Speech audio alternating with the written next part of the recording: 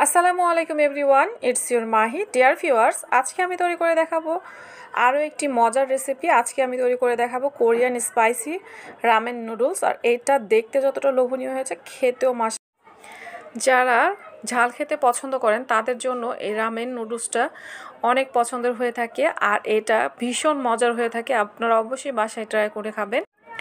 আমি আজকে আপনাদের সাথে খুবই সহজভাবে এই কোরিয়ান স্পাইসি রামেন নুডলসটা শেয়ার করব। চলুন তাহলে মূল পর্বে চলে যাই। প্রথমে আমি এখানে মুরগির বুকের মাংস নিয়ে নিয়েছি 2 পিস, আর এটাকে আমি একটু থেতো করে নিচ্ছি। আমি মুরগির মাংসগুলোকে একটা হ্যামার দিয়ে থেতো করে নিয়েছি।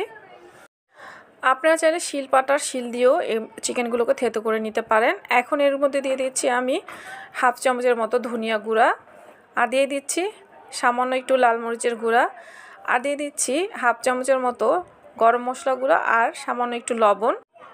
এখন দিয়ে দিচ্ছি সামান্য একটু আদা রসুন বাটা, দিয়েছিলাম সামান্য একটু গোলমরিচের গুঁড়ো, এটা আমি দেখাতে পারিনি, স্কিপ হয়ে গেছে। এখন সব কিছু হাতের সাহায্যে আমি খুব ভালোভাবে মাখিয়ে নিয়েছি। এখন 2টা চিংড়ি মাছ নিয়ে নিয়েছি, এর মধ্যে আমি দিয়েছি গরম মশলা গুঁড়া আর দিয়ে দিয়েছি ধনিয়া গুঁড়া।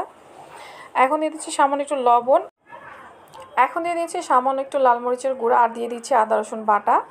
আর সমস্ত মশলাই আপনাদের পছন্দ অনুযায়ী কমিয়ে বাড়িয়ে ব্যবহার করতে পারেন। এখন হাতের সাহায্যে খুব ভালোভাবে মাখিয়ে নিচ্ছি আমি। এখন এখান থেকে আমি চিকেন নিয়ে সরাসরি ময়দায় আমি গড়িয়ে নিচ্ছি। খুব ভালোভাবে আমি ময়দায় কোট করে নিয়েছি। এখন সামান্য নর্মাল পানিতে ভিজিয়ে নিচ্ছি আর সঙ্গে সঙ্গে দিয়ে দিচ্ছি ব্রেড ক্রামের ভিতরে।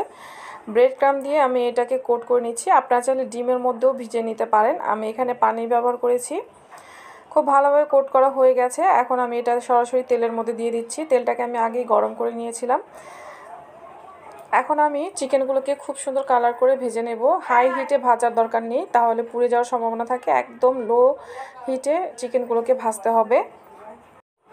চিকেনগুলোকে উল্টে পাল্টে সুন্দর একটা কালার করে আমি ভেজে নিয়েছি। এখন সবগুলো চিকেন আমি উঠিয়ে নিচ্ছি। আপনারা চাইলে এখানে বিস্কুটের গুঁড়াও ব্যবহার করতে পারেন, আমি ব্রেড ক্রাম্ব ব্যবহার করেছি। এখন সেম প্রসেসে আমি চিকেনগুলোকেও ময়দা গুঁড়িয়ে নিচ্ছি। খুব ভালোভাবে ময়দা গুঁড়িয়ে নিয়ে আমি পানিতে আবারও ডুবিয়ে নিয়েছি। এখন আমি দিয়ে দিব ব্রেড ক্রামে, আর এগুলো আমি ব্রেড ক্রামেও কোট করে নিয়েছি।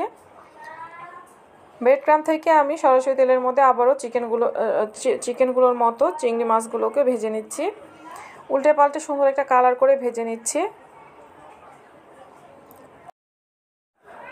চিংড়ি মাছগুলো ভাজা হয়ে গেছে। এখন আমি এগুলোকে তুলে নিচ্ছি আর চিকেনের সাথে রেখে দিচ্ছি। আমি চিকেন আর চিংড়ি মাছগুলো ভেজে সাইডে রেখে দিচ্ছি। এখন আমি এখানে নিয়ে নিয়েছি সসেসগুলোকে আমি ছোট ছোট টুকরো করে কেটে নিয়েছি। আপনারা চাইলে এখানে মাশরুমও ব্যবহার করতে পারেন। এগুলোকে আমি হালকা করে ভেজে নিচ্ছি। সুন্দর করে আমার ভাজা হয়ে গেছে, বেশি ভাজার দরকার নেই, আমি তুলে নিচ্ছি এগুলো।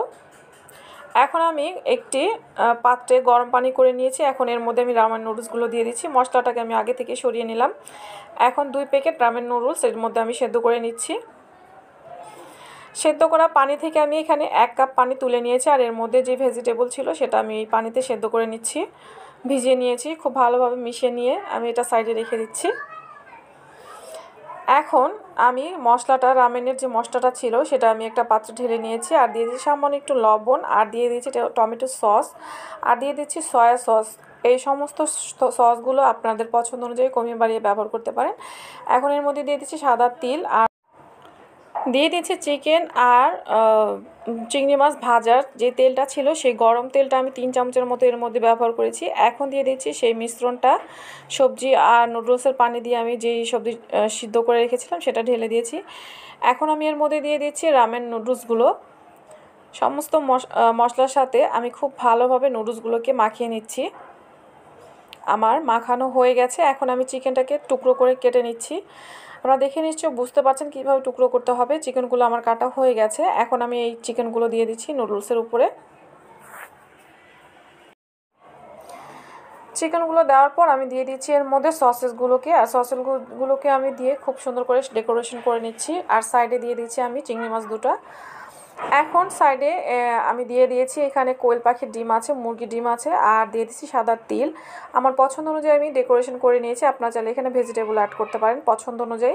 তৈরি হয়ে গিয়েছে মজাদার কোরিয়ান স্পাইসি রামেন নুডলস, আর এটা দেখতে যতটা লোভনীয়, খেতেও মাশাআল্লাহ। আপনাদের কাছে রেসিপিটা ভালো লাগলে অবশ্যই লাইক কমেন্ট শেয়ার করতে ভুলবেন না। আর যারা আমার ভিডিওটি সম্পূর্ণ দেখেছেন তাদের সবাইকে ধন্যবাদ। আল্লাহ আপনাদের সবাইকে ভালো রাখুক, সুস্থ রাখুক, নিরাপদে রাখুক এই কামনা করে আজকের মতো বিদায় নিচ্ছি। আসসালাম।